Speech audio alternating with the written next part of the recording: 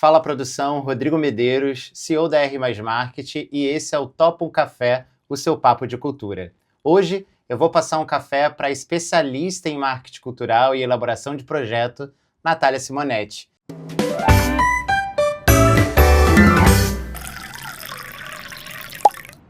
Aqui comigo, a gente vai, antes de tudo, antes de eu falar um pouco sobre você, a gente vai passar um cafezinho. Você gosta de café, amiga? Eu adoro. Gente, o cheiro aqui tá maravilhoso desse café. Eu adoro café. Mineira, né? Você é mineira. Mas sabe que eu descobri, né, sendo acompanhada por nutricionista, que eu tenho uma sensibilidade à cafeína. Mas do lado positivo ou negativo, assim? Eu tenho que tomar cuidado. Então, assim, eu tomava café, assim, vários cafés, canecas e Produtora canecas. cultural, né? E aí eu tive que ir diminuindo. Então, eu deixo para tomar café só em ocasiões, assim, especiais, final de semana, aquele domingo que você acorda de manhã e tal. E aí, claro que eu também procuro tomar cafés, né? Cafés bons como Especiais, esse que você está artesanais, como esse. fazendo. Uma curiosidade aqui, é uma V60, né? E um café orgânico. Não vou falar marca ainda, porque ninguém está nos patrocinando. Nath, primeiramente é um prazer, né? A gente já é parceiro profissional. A Nath elabora projetos da agência aqui pra gente e futuramente para a Encena. Aliás, queria já agradecer o apoio da Encena Mais. A gente está usando esse estúdio da Encena Mais, é uma estrutura super legal. E a Nath é uma especialista em gestão de projetos culturais, com passagem pela Escola de Gente, o Grupo Brain Mais, e hoje idealizadora e CEO da Estufa de Ideias. É uma produtora que tem como fundamentos aí mais de 30 projetos elaborados e administrados, tendo também como uma vertical a parte social também, né, na Escola de Música da Rocinha. E também ter trabalhado aí com várias marcas, Itaú, Vale, Caixa e por aí vai. Então, eu queria que você contasse um pouquinho quem é a Natália Simonetti, essa jornada, por que virou produtora cultural. E você é a nossa primeira convidada do projeto Topa um Café. E eu acho que a gente iniciar com uma pessoa especializada em elaboração de projeto é onde tudo se inicia, né, na cultura. Primeiro você tem que ter a ideia e elaborar esse projeto nas leis de incentivo para a gente ir atrás do então sonhado patrocinador. Se apresenta, por favor, aí. Bom, primeiro, obrigada pelo convite. Assim, é uma honra ser a primeira convidada aqui do nosso café. Realmente estou bem feliz de estar aqui com você. Você, além de um parceiro, é um amigo querido, muito antigo. E, bom, eu sou mineira, né? Vocês já devem ter percebido aí pelo meu sotaque, de uma cidade chamada Coronel Fabriciano, que fica lá no leste de Minas. E cresci, né, assistindo TV, vendo as novelas que se passavam no Rio de Janeiro. Então, eu fui crescendo com essa coisa de quero ir para o Rio de Janeiro e queria ser atriz. Então, comecei a fazer teatro lá no interior de Minas. Também é importante dizer que, por políticas públicas, cursos de teatro gratuitos que eram oferecidos pelo governo do estado de Minas Gerais, lá, fui fazendo cursos de teatro, fui trabalhando lá como atriz amadora, e quando chegou a época de eu fazer vestibular, de eu escolher uma faculdade, eu decidi prestar vestibular para artes cênicas aqui na Unirio. E passei no vestibular. Foi até assim, que eu queria ter passado para o segundo semestre para eu ter o primeiro semestre para eu me organizar. E eu passei para o primeiro. Então eu tive que vir para o Rio de Janeiro assim, de repente. Enfim, isso foi em 2001, tem bastante tempo. E fui aqui no Rio, paralelamente à faculdade, também fui trabalhando como atriz, mas chegou um momento, assim, eu brinco que eu sempre fui a pessoa que numa reunião de teatro ali, nos ensaios, eu era a pessoa que fazia a ata da reunião, que eu sempre tive esse perfil um pouco mais organizado, um pouco mais administrativo, digamos assim. E chegou um momento, e aí em 2004, eu fui convidada, junto com outros amigos da minha faculdade, entre eles a Tata Werneck, que era da minha turma de faculdade, para fazer parte de um grupo de teatro que era os Inclusos e os Sisos, que é vinculado à ONG Escola de Gente, que você mencionou, que foi fundada pela mãe da Tata, Cláudia Cláudia Werneck. Werneck. E aí eu comecei a trabalhar como atriz nesse grupo e fui assumindo um pouco esse papel dentro do grupo da pessoa que fazia a ponte com a ONG, que, né, cuidava das A coisas. produtora mais de base, assim, vamos dizer assim, né? E, e aí fui trabalhar, depois de um tempo, fui trabalhar dentro da Escola de Gente para coordenar esse grupo, porque a Escola de Gente já tinha alguns patrocínios, e foi lá que eu tive meu primeiro contato com Lei Rouanet, fui aprendendo como é que fazia. E aí chegou um momento que a gente estava com um espetáculo na Bahia. E começou a chover, uma chuva torrencial, assim, na hora do espetáculo. Eu fazia como atriz e também produzia. Só que tinha o fornecedor, os espetáculos da Escola de Gente, eles têm plena acessibilidade. Sim. Então tinha que ter um telão para passar a legenda. E o fornecedor simplesmente não foi, porque estava chovendo. Como eu estava ali envolvida ali na cena, já estava me maquiando, eu também esqueci de cobrar e me dei conta faltando meia hora para a peça começar. E aí eu me lembro que eu liguei para ele e falei, cara, cadê você? Ele falou, não vou não, tá chovendo muito.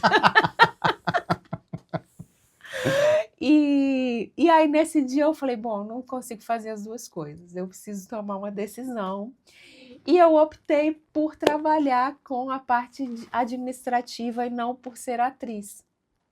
E desde então eu comecei a me especializar em gestão de projetos, e aí para encurtar a história, eu fui selecionada no edital de parecerista do MINC, do Ministério da Cultura, então fui parecerista da Lei Rouanet, analisando os projetos que chegavam para o Ministério na área de teatro e de livro, então fiquei mais de 10 anos nisso, fazendo isso, então isso também me deu uma bagagem carga, né? muito Uma bagagem. grande, né, de entendimento da Lei Rouanet.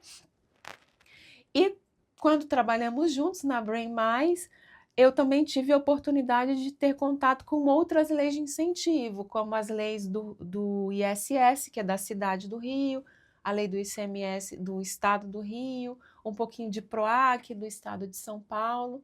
Então minha formação ela foi sendo um pouco, a minha formação de gestora cultural, ela foi sendo um pouco na prática, sabe? De uma maneira mais orgânica pelo seu trabalho, né? E aí você se especializou, né, em administração para ter um conhecimento mais geral da própria área, né, também, que acho que é muito administrativo, né? Por duas coisas, assim, eu fiz uma pós-graduação em administração de empresas também na FGV, e é o meu perfil, sabe? Eu não tenho perfil de produção de rua, de que vai lá e corre e compra uma coisa. Eu realmente, assim, se eu tiver que fazer isso, eu sofro, sabe? O dia, para mim, o dia perfeito é o dia que eu tenho que ficar o dia inteiro no computador. Eu falo, ai, que bom, hoje eu não tenho nenhuma reunião, hoje eu vou ficar o dia no computador fazendo as planilhas, fazendo relatório. Esse, para mim, é um dia lindo de trabalho. Perfeito. Então, tem uma coisa de perfil também, né? E agora, né, você traçou aí toda a sua jornada profissional e hoje você está muito consolidada com a sua empresa, né, que é a Estufa de Ideias. Queria que você contasse um pouquinho, né, da onde veio a ideia da criação da Estufa. Você tem um trabalho de criação de conteúdo bem interessante também, até, né, dando pequenas dicas para os produtores que estão iniciando. A gente vai se aprofundar um pouquinho nesse bate-papo sobre isso, mas eu queria que você contasse dessa sua idealização, do seu lado empreendedor, né?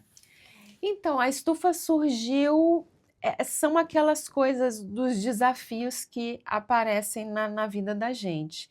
Na época eu trabalhava na Brain, mas fazendo lá a gerência, né, dos projetos da empresa. E aí um amigo, ele me perguntou, me indicou, meu sócio, que é o Bruno Perlato, o figurinista Bruno Perlato, ele me indicou para uma produção para fazer a gestão do projeto. E aí esse produtor me ligou e falou, você faz gestão financeira? Eu nunca tinha feito na vida, nunca, gestão financeira. Eu falei, faço. Eu sabia como tinha que fazer, porque eu conhecia a regra, mas eu nunca tinha feito. Eu falei, faço. Ele falou, então eu tenho esse projeto e tal, que foi o espetáculo mais porque a história de Elvis, da Sevens Eu Produções, do lembro, do Felipe Felipe, com a Letícia Turim. Colin. Isso, exatamente. E do Pablo Sanabio Sim. também, eles eram sócios na época. E aí foi o meu primeiro espetáculo que eu assumi a gestão financeira. E aí, na época, eu tinha um MEI. Só que para a gestão financeira, você não tem um MEI de gestão financeira, né? Você tem MEI de produção. E como eu era a pessoa que ia cobrar, e né, a pessoa ali responsável pelas coisas estarem todas certinhas na prestação de contas, eu pensei, gente, eu tenho que dar o exemplo. Eu não posso ser eu a pessoa que cobra e eu a pessoa que não tem uma nota fiscal para o serviço que eu estou prestando. Então, eu fui lá e abri a estufa. Então, a estufa, ela nasceu assim, um pouco... Factual, né? Por causa de um fato. Exatamente. E de uma ousadia minha também, assim. E aí, na época, o Bruno também estava fazendo vários trabalhos, precisando abrir uma empresa, e nós somos muito amigos. A gente falou, então vamos ser sócio para a gente dividir. Aliás, o Bruno era integrante da companhia, né, também. Dos Inclusive CISOs, o Marcos Nauer, da Quarta Dimensão, o Bruno Perlato, todo Diego mundo amigo, Molina, uma grande patota hoje em dia. Queríamos ser ainda assim mais unidos, né? Porque a vida vai também, mas falamos todos Verdade. ainda. Mas enfim, e aí a estufa surgiu assim, e aí eu fui aí é isso, uma pessoa vai te indicando para outra, e vai te indicando para outra. E aí, quando eu vi, a estufa tinha condições de existir. E eu poderia viver da estufa. E foi quando eu saí da Brain Mais e fui viver da estufa. Isso é uma coisa que eu, inclusive, gosto muito de falar, assim, para as pessoas que têm medo, sabe, na área cultural, de se arriscar, de abrir uma empresa, de abrir o seu meio, né? de empreender. Se você gosta de trabalhar, porque parece que a gente não trabalha, mas a gente trabalha muito. Sim. Se você gosta de trabalhar, se você é uma pessoa séria, responsável, não tenha medo, sabe? Não tenha medo. Abre a sua empresa, sabe? Você vai conseguir pagar seu contador, você vai conseguir pagar lá sua mensalidade do seu MEI. Bota a roda para girar, porque também se você não tem assim, a primeira coisa, acho que já entrando um pouco no papo de projeto, você tem que se legalizar. Assim, minimamente você tem que ter um MEI. Principalmente por conta das leis, né? Exatamente.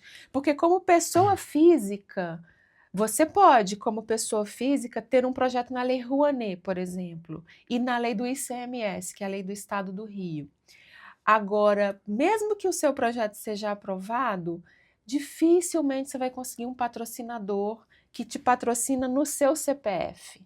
Porque é muito risco para a empresa. Sim. Essas empresas têm compliance. É isso que eu ia falar, tem compliance, equipe de controle, né? Então assim, primeira coisa, abre o seu MEI, ou se você já está ali no MEI, já vai ultrapassar o teto do MEI, está com medo de abrir empresa, não tenha medo, sabe? Assim, se arrisca, porque com isso também é uma ferramenta para que você... E assim, eu abri a estufa em 2015, está fazendo 10 anos.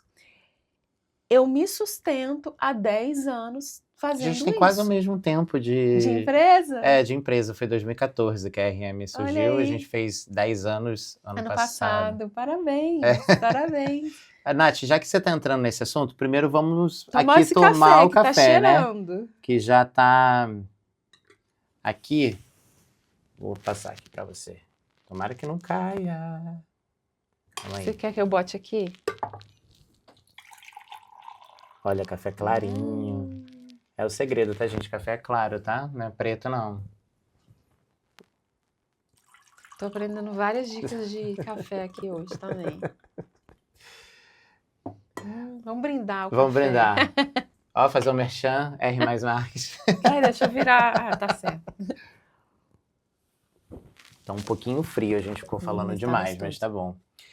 Nath, deixa eu aproveitar, já que a gente falou sobre esse assunto da lei de incentivo.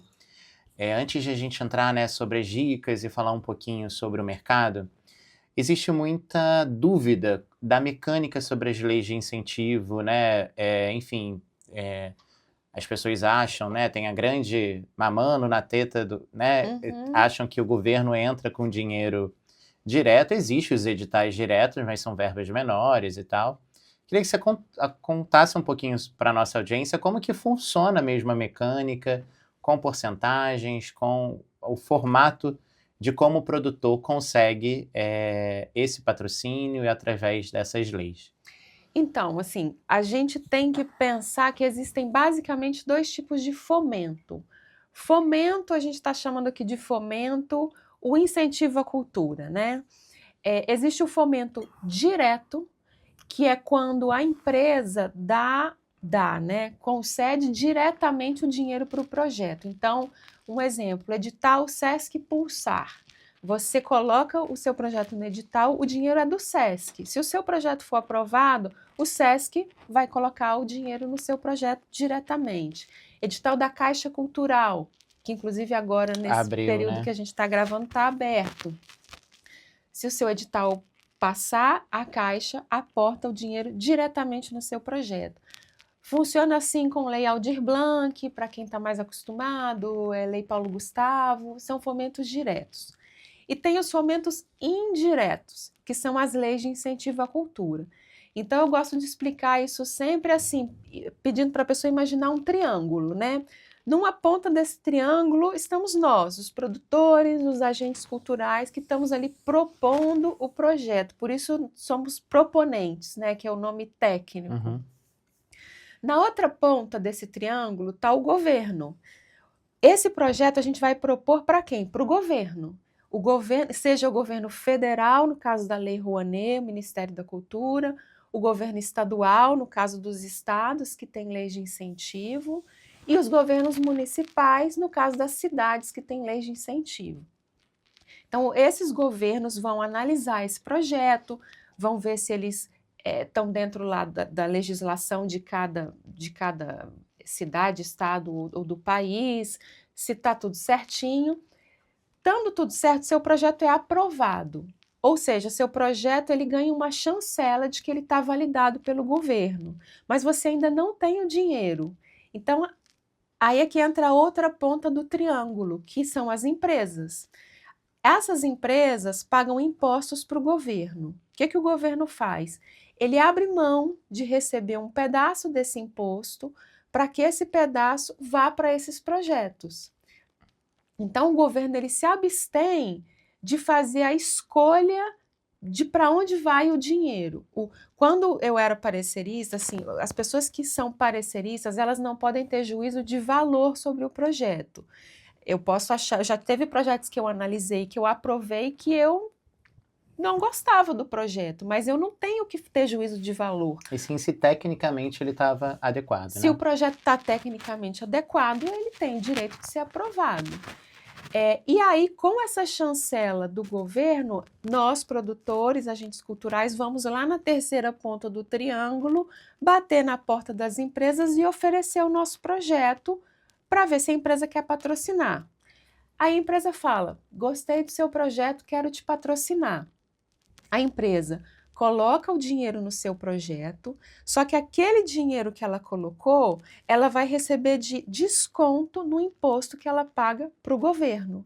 Por isso que a gente fala de fomento indireto, porque no fundo, quem patrocina é o governo, sim, porque ele deixa de arrecadar. Só que ele não dá esse dinheiro diretamente. Ele abre mão do imposto para que você vá buscar esse patrocínio no mercado. E tem uma porcentagem também desse imposto, né? Acho que é 4%, não é isso? No caso da Lei Rouanet, é 4% para pessoa jurídica e 6% para pessoa física.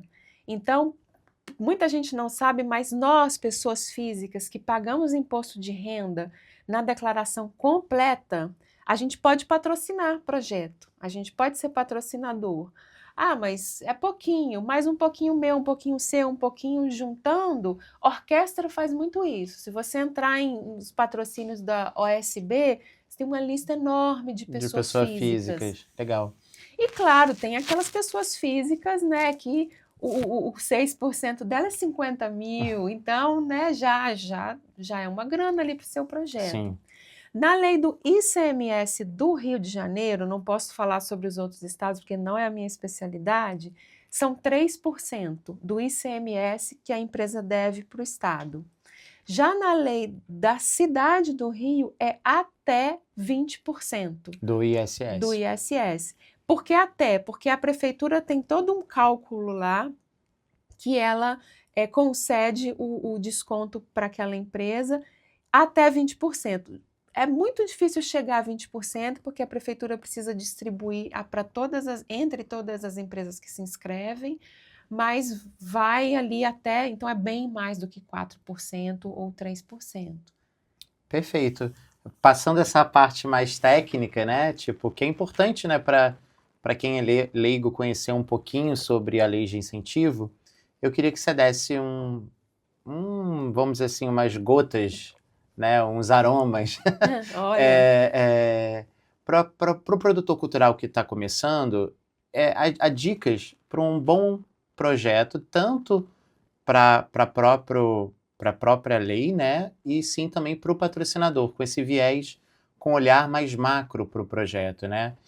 Você pode usar cases mesmo da própria estufa, e queria que você desse essa dica para a nossa audiência. bom, então, assim, pensando para inscrever o seu projeto numa lei de incentivo ou num edital, eu acho que a primeira coisa, assim, que a gente tem que pensar, é claro que o projeto, ele vem de um desejo pessoal, né? Às vezes particular, pessoal, mas a gente tem que pensar assim, o que que o meu projeto, o que que ele vai mudar? Ou pelo menos, como que ele vai contribuir para a sociedade, para o mundo. E aí eu não estou falando, é óbvio que eu tenho assim um pé muito forte na área social, porque eu trabalho na área social, mas eu nem estou falando disso especificamente. Por exemplo, você vai fazer um espetáculo inédito. Qual é o propósito? É montar esse texto que é inédito, que ninguém conhece, que é de um autor que está começando ou desconhecido, ou de um autor, autora super renomada, mas é um texto que nunca foi montado no Brasil.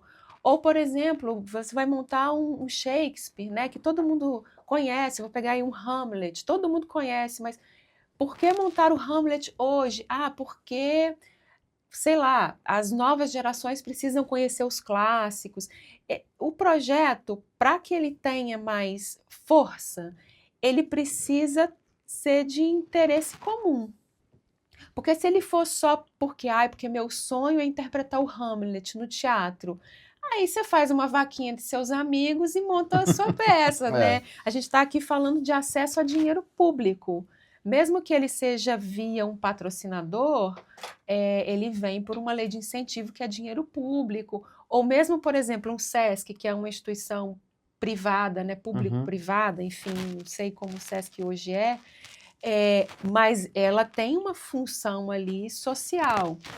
Então, acho que a primeira coisa que a gente tem que pensar, assim, tive a ideia. Ah, tive uma ideia, vou escrever um livro, sei lá. Tá, o que que esse livro em que esse livro vai ser bom para as pessoas, sabe? Além da minha realização pessoal e artística, como que esse livro vai mudar uma realidade, ou pelo menos fazer as pessoas pensarem, não sei, acho que a gente tem que partir um pouco desse ponto. Agora, falando assim mais tecnicamente de escrita de projeto, a gente tem que tentar ser muito objetivo, porque a gente tem uma tendência, especialmente quando é o artista que está escrevendo o projeto, de encher linguiça, de falar, Florear, de né? florear, e que não sei o quê. Não precisa. É claro que também assim, eu já tive cliente que me manda, eu sempre peço para o cliente me mandar a justificativa do projeto. É claro que eu vou trabalhar em cima dela, mas Só você vai saber defender o seu projeto. Ninguém vai defender como você. E às vezes o cliente me manda 3 linhas de justificativa. Eu falo, cara, se você não defende seu projeto, quem é que vai defender, né? Mas assim, claro que você tem que ter ali uma argumentação, explicar, mas não precisa florear muito. Até porque quem vai analisar o seu projeto tem 300 projetos para analisar. Então você precisa ser objetivo no que você quer, deixar bem claro de cara no projeto, oh, eu quero fazer isso, são tantas apresentações, vai ser no lugar tal, ou pretende ser no lugar tal, vai ser tantos meses, tentar deixar as informações bem organizadas. Agora, bom, a gente pode desdobrar isso ainda em muito papo. Pensando agora em patrocinador, você tem que buscar o patrocinador que tem sinergia com o seu projeto.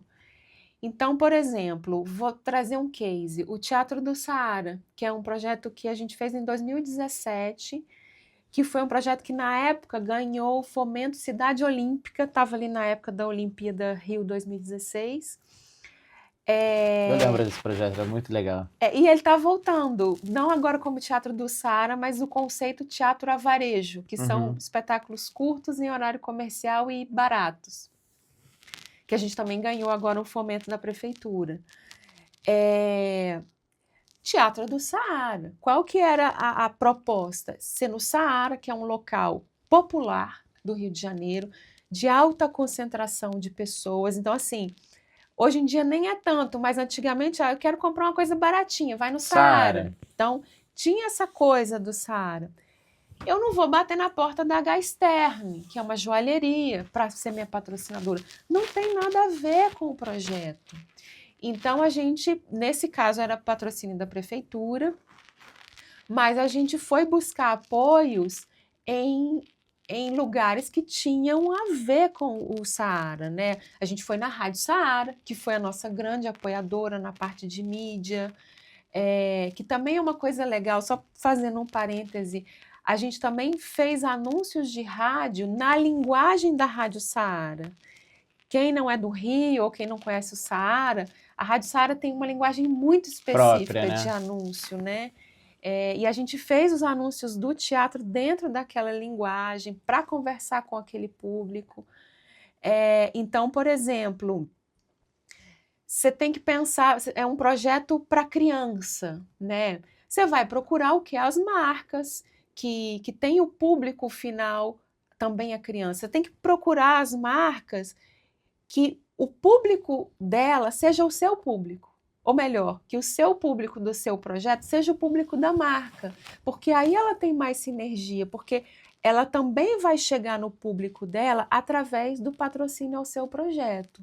Então, acho que a gente tem que fazer uma pesquisa, ao invés de sair atirando para tudo quanto é lado, é também fazer uma pesquisa de que patrocinador é esse que conversa com o meu público, é o objetivo dele, dá uma olhada no site da empresa, ver se ela tem hábito de patrocinar, ver se ela tem hábito, o que ela costuma patrocinar, para você também não perder o seu tempo. Já vendendo o meu peixe, na mentoria Topa um Café, a gente faz um pouquinho essa peneira mesmo, né? Qual o projeto que você quer elaborar? Aí eu sempre vou indicar uma agência especializada, na grande maioria eu indico a Nath para elaborar esse projeto, e vou, de acordo com aquele projeto, traçar um perfil para captação de recursos já de forma direta, né?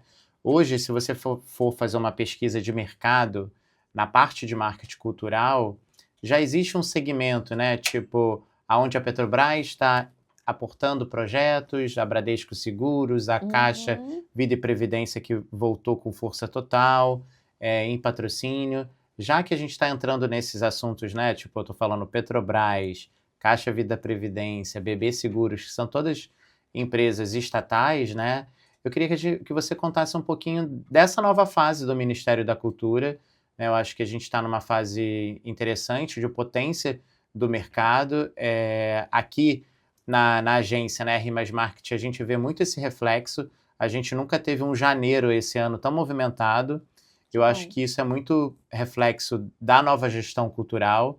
Queria que você contasse aí um pouquinho, se você tem experiência, vejo que você vai em muita eventos, palestras do próprio Ministério, dá um panorama aí do que está acontecendo no nosso cenário do Ministério da Cultura e do setor, né? Sim.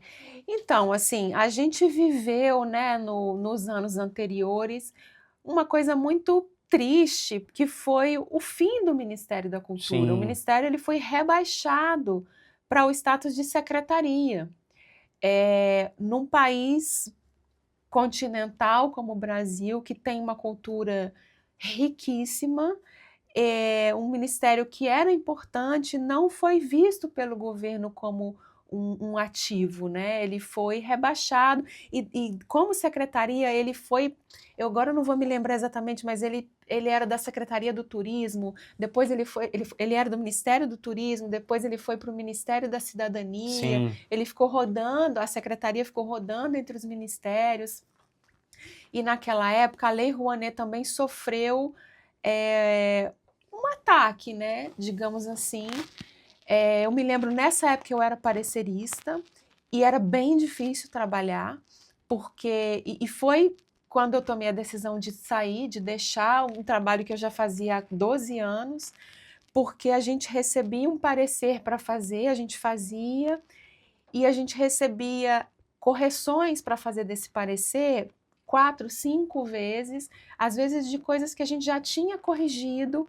Então você percebia que era para o processo ser demorado, Lento, né? Ser né? lento. E eu tive 2 amigos que tiveram o projeto aprovado no edital do Instituto Cultural Vale, e que perderam o patrocínio, porque não deu tempo do projeto deles ser aprovado na Rouanet, porque o edital do Instituto Cultural Vale, fomento indireto, que inclusive está aberto o edital agora, nesse momento, você inscreve o projeto, se o seu projeto for aprovado, ele precisa estar aprovado na Rouanet para que a Vale patrocine.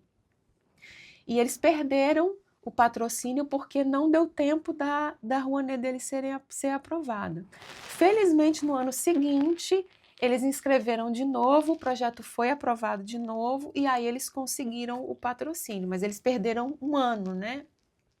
Bom, com a retomada do Ministério da Cultura, a coisa, né, veio um fortalecimento não só da Lei Rouanet, agora tem a Lei Rouanet Jovem, que acho que fechou a inscrição agora há pouco, voltado para artistas e produtores jovens, da juventude. Teve a Lei Rouanet, se eu não me engano, no Norte, Nordeste, Com foco lá, né? com foco em projetos para o Norte e Nordeste do país, assim, para descentralizar o acesso à cultura, porque a gente aqui está falando de um lugar de privilégio, porque a gente está no Rio de Janeiro, Sim. mas a gente é beneficiado por isso, mas a gente sabe que tem uma concentração, é só você entrar lá no Salic, tem uma concentração gigantesca de projetos no Sudeste. Sudeste, e dentro do Sudeste, Rio e São Paulo, ou melhor, São Paulo e Rio. Então tem esse esforço do Ministério também de descentralizar. Teve uma Rouanet Sul para mitigação, né, dos danos lá da enchente do Rio do ano Grande passado do Rio Sul, Grande né? do Sul. Então, tem um esforço, teve um fortalecimento da política nacional Aldir Blanc, que é de fomento direto, né, para chegar para a Lei né? Paulo Gustavo, para esse dinheiro chegar também naqueles produtores menores que não têm acesso à Lei Rouanet, ou se têm acesso, não conseguem captar, porque é difícil captar também recurso, né? Até você conseguir falar com uma empresa, tem um caminho, né? Então, assim, hoje a gente está vivendo um momento bastante efervescente da cultura, da política pública de cultura no Brasil, que se reflete também nos estados e municípios, porque, né, os estados e municípios eles acabam também seguindo a política do governo federal. Eu espero muito que isso não acabe com a troca de governo, que isso vire de fato uma política pública e não uma política de governo do presidente ou do ministro X ou Y, porque todo mundo ganha e todo mundo perde, né? Se a gente tem um Réveillon na praia de Copacabana, que todo mundo pode ir de graça, se a gente tem filmes aí nacionais que estão ganhando prêmio fora do Brasil, se a gente tem uma série de eventos culturais gratuitos e a preço popular, se a gente tem uma ONG como uma Escola de Música da Rocinha, que dá aula de música gratuita para crianças e jovens moradores da Rocinha, e várias outras ONGs no Brasil que fazem um trabalho semelhante, é graças à Lei Rouanet. A própria lei lançou um vídeo institucional Sim, que está passando no telão das isso, apresentações, que é exatamente sobre isso. A gente pode colocar até na descrição esse link sim, do nosso vídeo, que tudo é cultura, né? Se você parar para pensar, né? O Círio de Nazaré é cultura. sim, Enfim, é isso. Você falou, o Brasil ele é um país continental, né? Então, eu acho que a gente está passando por um momento bem importante e realmente isso ser política pública, né? sim. E eu acho que a gente está indo para um caminho mesmo de consolidar isso. Vamos ver, né? O futuro É. também tem que. Agora, tem uma coisa aí também.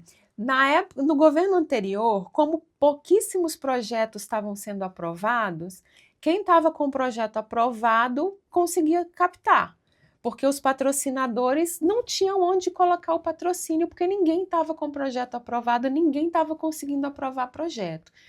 Então, quem teve projeto aprovado ali em 2022, 21, 22, por ali, captou e captou bem. Agora a captação ficou muito mais difícil, Sim. porque, felizmente, está muito mais fácil aprovar projeto. Você manda um projeto para o Ministério, em 1 mês, 2 meses no máximo, esse projeto está aprovado, você está com o diário oficial para poder mandar para editais, mandar para as empresas para captar. Então, a concorrência hoje está muito maior, assim, todos os projetos que eu trabalho, a gente teve uma redução de captação de recursos, todos, por causa da concorrência. Isso é ótimo, né? Assim, pensando no nosso mundinho individual, claro que a gente fica triste, Mas para a cena, mas para a né? cena é maravilhoso. Tem vários produtores que nunca captaram antes na Rouanet que estão conseguindo captar. O que também traz um desafio para a gente, enquanto agente cultural, de que nossos projetos precisam estar cada vez melhor estruturados e alinhados com os patrocinadores para que a gente consiga aí estar no páreo dessa Uma coisa que eu tenho captação, né? percebido, Nath, também, a gente fez uma reunião até essa semana, empresas que não tinham a cultura de patrocinar, elas estão se aprofundando um pouquinho para entender e estão entrando com verbas interessantes Sim, em patrocínio, né? A gente fez uma reunião essa semana e uma marca que nunca tinha patrocinado, e uma marca forte do mercado de energia, e vai entrar aí com um projeto que com foco bom. ambiental, bem interessante.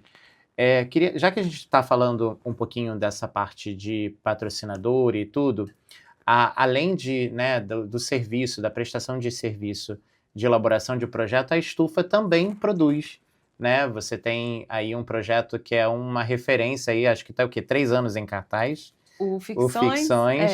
Queria que você contasse um pouquinho dessa vertical como produtora e da sua relação com as marcas que você tem, né? Como uma elaboradora de projeto, você também tem aí uma experiência na área de captação, um pouquinho de recurso com as marcas, e queria que você contasse um pouquinho desse universo, até mesmo da tua dinâmica de trabalho com as marcas. Claro que você não vai entregar o teu ouro, né? Porque acho que todo mundo quer captar um patrocínio, mas dá uma dica aí. Eu acho que o nosso trabalho aqui da RM na parte de comunicação, né? O plano de divulgação, acho que é uma ferramenta importante. Acho que a gente pode falar um pouquinho sobre tudo agora. Mas é interessante porque eu acho que não tem ouro assim para entregar, sabe? Eu acho que, bom,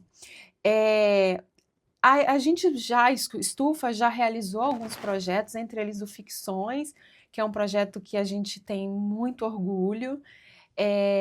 Mas é isso, como eu falei, eu não sou produtora executiva, diretora de produção. Então, Você tem sócios, né?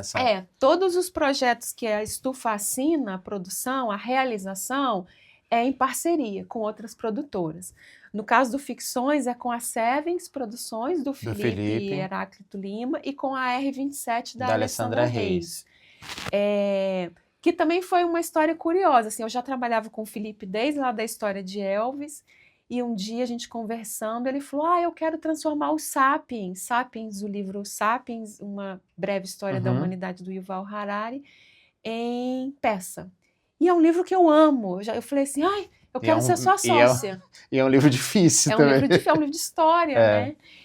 E eu até então só fazia gestão financeira dos projetos do Felipe. Eu não tinha nenhuma sociedade, não é nem sociedade, nenhuma... Uma idealização de um projeto, né? Você não assinava como produtora. E eu falei, eu quero ser sua sócia. E ele falou, então tá bom, vamos. E a gente ficou 2 anos ali entre conseguir os direitos e tal. Nesse meio tempo, eu já trabalhava também com a Alessandra, e falando com ela, falei, Alessandra, a gente vai transformar o Sapiens em teatro. E foi a mesma coisa. Ela, eu amo esse livro, eu quero produzir. E a Alessandra é uma super produtora de... Uma vanguardista nessa área, exatamente. Né? A Alessandra, ela conta, ela é do tempo que não tinha cartão de crédito. Então, ela produziu o primeiro Irma Vap com o Neila Torraca e o Marco Nanini. Ela saía com bolsa de dinheiro da bilheteria do teatro. Era produtora do Asdrubal também. Do Asdrubal, trouxe o trombone, assim, né? Peças que fazem parte da história do teatro. Teatro Nacional, Sem contar a pessoa, né? Que é uma leveza, medita. Mora na roça, muito bom. E aí, sempre tudo feito em parceria, né? Com eles e com outras produções que a gente faz. Mas eu fui entrando um pouco nessa área de realização de projeto por 2 questões. Primeiro, porque é isso, minha formação é de atriz, então eu sinto falta da criação, eu não sinto falta de estar no palco, mas eu sinto falta também dessa parte criativa, não só ficar ali escrevendo, apesar de que escrever projeto é a parte que eu mais gosto de fazer também, porque é a hora também que eu consigo criar. Mas de poder, quem vai ser a direção, quem vai ser o elenco, vamos pensar no figurino, isso é muito legal. Já esqueci outra coisa que você me perguntou. Eu falei do plano de divulgação, né? Mas com ênfase nessa do relacionamento com o patrocínio, né? Você como produtora, você teve esse viés, né? Tanto no teu currículo, na tua bio, tem essas entregas aí, esse relacionamento com as marcas, né? E aí eu acho, por isso que eu falei que não tem ouro, assim, porque eu acho que, assim, são 2 coisas com as marcas. O projeto, ele realmente tem que conversar com aquela marca. Isso é fundamental. Né? Porque senão... Porque a gente tem que lembrar, porque a gente vai falar assim, Petrobras, meu Deus, né? Assim, mas quem tá ali é uma pessoa. Você vai conversar com uma pessoa. Né? Eles chamam de analista, no caso, lá na Petrobras. Essa pessoa, ela tem os gostos dela, os sentimentos dela, só que ela, às vezes ela é movida, dependendo, né, do cargo que ela tem lá, ela tem até essa autonomia para ser movida, às vezes por suas questões pessoais, do que ela gosta, mas na grande maioria das vezes não, ela precisa responder aos interesses da empresa. Muitas empresas têm os comitês, os pitchings, né? A maioria, né, dessas grandes. Então, assim, o projeto tem que conversar. Então, por exemplo, pegando lá o exemplo da Escola de Música da Rocinha, os patrocinadores da Escola de Música são patrocinadores que querem fazer algo pelo social. A gente tem patrocinadores, inclusive, que pedem para a gente monitorar agora as notas de português e de matemática dos alunos. Para eles entenderem o quanto a música influencia na melhora da matemática e do português e o quanto o investimento deles está mudando a vida daquele aluno. Legal. Então, é o Grupo Ultra, vou até falar o nome do patrocinador, porque eu acho legal a gente falar também. Então, esse patrocinador, ele está interessado no impacto lá na ponta. No valor, né, que aquele patrocínio vai oferecer no final. Exatamente. Né? Tem patrocinador que, por exemplo, sei lá, no Ficções, né, que é um espetáculo com a Vera Holtz, que é uma atriz aclamadíssima, que ele está interessado em ter a marca dele associado a um espetáculo de qualidade, com uma atriz conceituada. Ele está interessado em poder dar um benefício dele para o cliente dele, de poder ir numa peça como essa. Então, cada patrocinador ele vai ter um E no caso do interesse. Ficções tem a circulação também, né? Vocês fizeram uma circulação. Ficções tem vários Tá quanto tempo em patrocinadores. cartaz? Acho Vai fazer 3? 3 É. anos, estreou em Isso é 2022. raro, né? Isso é muito No raro, projeto. isso é muito raro. E é muito mérito da Alessandra e do Felipe também, que é o captador do Ficções. E a Aliás, um Alessandra, excelente captador. excelente captador, e a Alessandra é a pessoa que não deixa o espetáculo parar, assim, o espetáculo ele não para. Agora, eu já captei num táxi. Assim, eu fui ver uma. Olha, essa história eu Tá adoro. vendo, gente? Enfim, eu não vou entrar em assuntos mais polêmicos. Eu já captei em outros lugares. Tem lugares que, né? Não pode, melhor guardar. Para não expor o patrocinador. Mas foi uma coisa assim. Era um dia, eu me lembro que era um dia de finados. Tava chovendo. Sabe aquele. Eu lembro que eu abri a janela do meu apartamento, não dava para ver. Tava aquela chuva, aquele dia cinza que você só quer ficar em casa. Só que era um espetáculo do meu melhor amigo.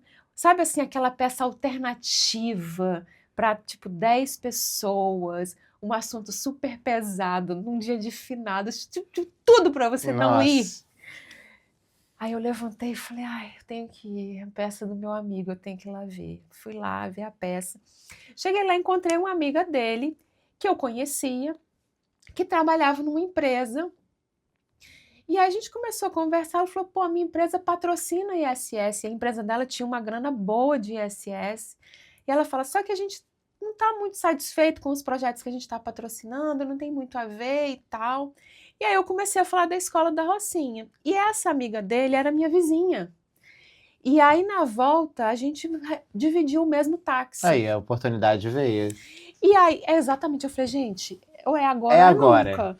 E aí comecei a falar da Escola da Rocinha, blá, blá, blá, blá, blá, porque ela tinha falado para mim que ela não estava satisfeita com os projetos dela. Porque se ela tivesse falado que estava, eu também não ia ser antiética de tentar roubar o patrocinador, entendeu? Isso também é uma coisa que a gente tem que tomar cuidado. Tem os patrocinadores dos projetos da Estufa, mas eu tenho vários contatos de vários patrocinadores dos meus clientes. Eu não uso. Isso é muito bom você Eu falar, não porque uso. nós da agência, a gente faz captação de recurso. Hoje, especificamente, a gente tem uma exclusividade, né, de captação de recurso com uma empresa, com uma produtora, né, que é a Encena. A gente está aqui até usando o espaço deles. E a gente tem muito relacionamento com os patrocinadores de outros clientes, né? E essa ética realmente assim, se o patrocinador vier em si, olha, vi lá na sua rede social que vocês estão com uma produtora, uma incubadora, um hub, me apresenta. Aí tudo bem. Mas eu tenho muito. Isso acho que é uma ética. A gente conversa muito dentro da equipe, né? Tipo, eu conheço a pessoa responsável pelo patrocínio do cliente, mas eu não vou apresentar o projeto porque realmente é isso. Acho que o mercado está aí, o projeto está aí, as empresas estão aí para todo mundo, mas acho que essa linha ética é importante a gente seguir, sabe? Porque às vezes também acontece muito, o patrocínio ele vem de um relacionamento pessoal. Sim. Às vezes assim, eu tenho uma amiga que trabalha na empresa X e me conectou com a pessoa do marketing.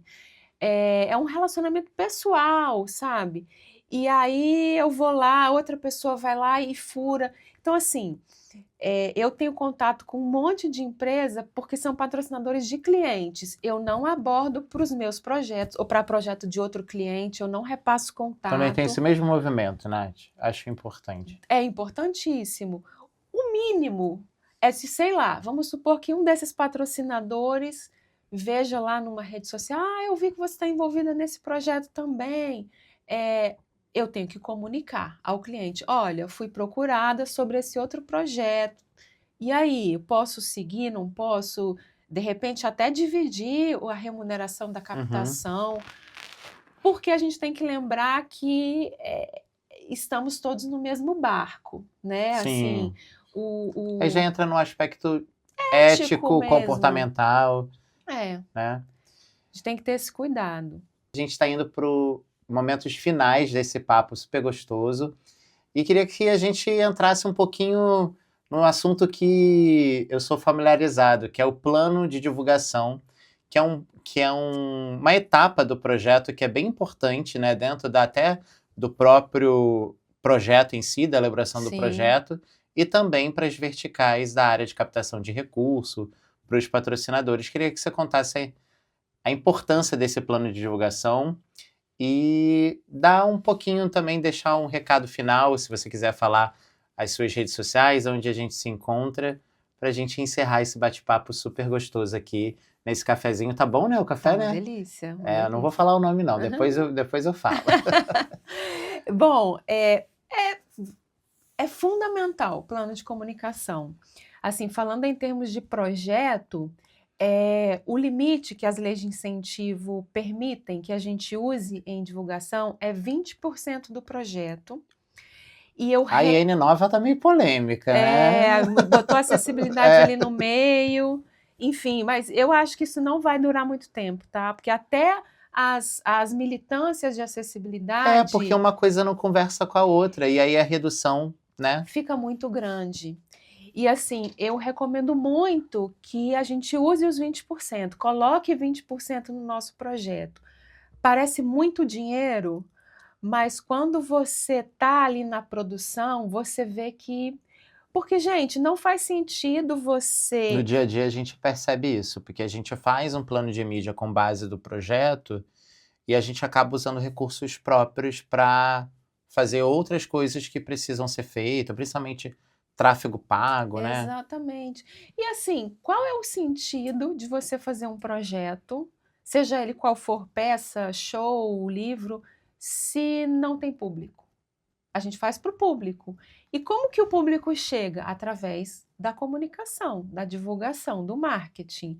Então, assim, é fundamental a gente usar o recurso para isso. E aí, assim, na Lei Rouanet tem esse custo vinculado, né? Que é um percentual, a gente escolhe lá o percentual, que eu estou recomendando que todos escolham 20%, que é Que o é o teto, teto. que vai ali e você usa como você quiser, desde que seja com fins de divulgação. A polêmica agora é que você precisa usar a acessibilidade ali Dentro dentro desses também. 20%, né? Isso. Nas outras leis, você pode discriminar. Então, você coloca ali assessoria de imprensa, designer gráfico, agência, anúncio, tráfego pago, etc, etc. Eu, particularmente, sou uma pessoa que julga o projeto pelo cartaz. A gente também. Eu julgo. Sabe por quê? É claro que isso é um preconceito, né? Tem peças maravilhosas que o cartaz é ruim e E tem o contrário, que o que o cartaz é cartaz é lindo e a lindo peça. e a peça é ruim. Mas, assim, eu parto do pressuposto, assim, meu Deus, se a pessoa não sabe fazer um cartaz, como é que será o produto? Entendeu? Se o cartaz é assim, imagina o espetáculo, ou o show, ou o livro. Então é muito importante, assim, não só a parte estética, mas a E questão. valorizar, né? A gente participou, eu e a Cela participamos de um podcast recente, e valorizar o programador visual, o designer, eles trabalham tanto, né?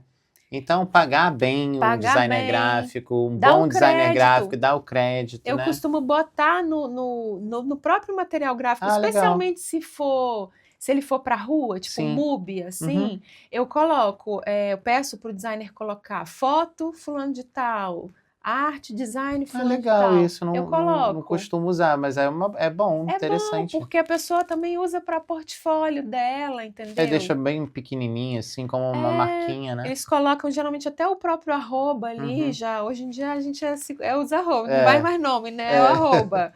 E já coloca o arroba ali. Agora, assim, tem casos engraçados. Voltando no Teatro do Saara, na época, a gente queria falar com aquele público, né, ali do Saara. O projeto era voltado para Hora do almoço, né? hora do almoço. E a gente queria muito que ele fosse para os trabalhadores do Saara e para as pessoas que frequentam ali para comprar.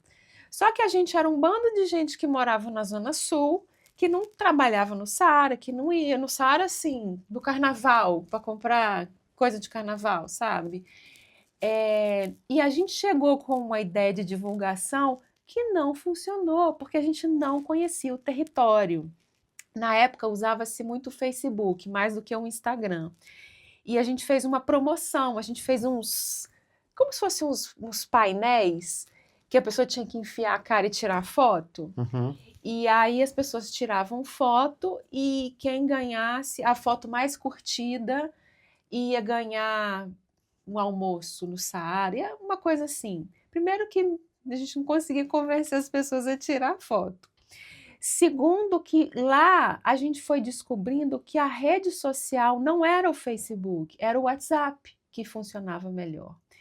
E a gente foi entendendo por quê. E mais de uma pessoa relatou para a gente que não podia ter Facebook porque tinha 3, 4 mulheres, que uma não sabia da outra. Então a pessoa tinha 3, 4 números de WhatsApp, cada um para falar com uma diferente. Então, assim, são particularidades do território que a gente ignorou e que a nossa divulgação foi um fiasco no início. Eu me lembro também uma que a gente fez um boné escrito Teatro do Saara para distribuir, para dar para os camelôs. Só que a gente não tinha muito recurso, fizemos um boné bonitinho, mas Fuleirinho. fuleirinho, essa é fuleirinho. E aí eu, né, achando, né, assim, fui lá distribuindo, fui de camelô em camelô, distribuindo boné, dando de graça, Teatro do Saara, tá aqui o boné, não sei o quê.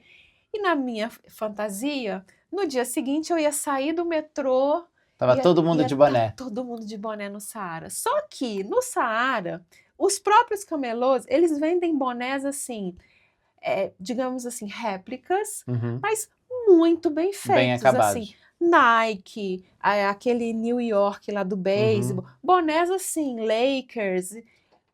Você acha que alguém vai usar o boné Thiago Saara?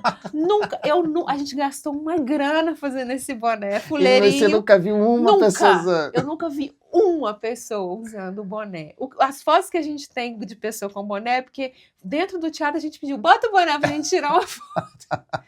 Então, assim, foi um desconhecimento nosso do território, um dinheiro de divulgação desperdiçado, sabe? É importante, assim, até defendendo um pouco a nossa classe, contratar um profissional mesmo que Fundamental. tenha esse conhecimento geral do marketing para entender. E, Nath, é isso. A gente está indo pro segundos finais aí. Queria que você falasse um pouquinho onde a gente se encontra, onde a gente te encontra, né? Seja num papo de café, ou seja nas redes sociais, ou numa produção futura. Se quiser contar alguma novidade, algum spoiler sobre a Estufa de Ideias, agora a câmera é sua. Bom, primeiro, obrigada pelo amiga. convite. Estou super feliz Que de bom. te ver. A gente não se via assim pessoalmente há um tempão. Foi no teu aniversário a Foi última meu vez. aniversário.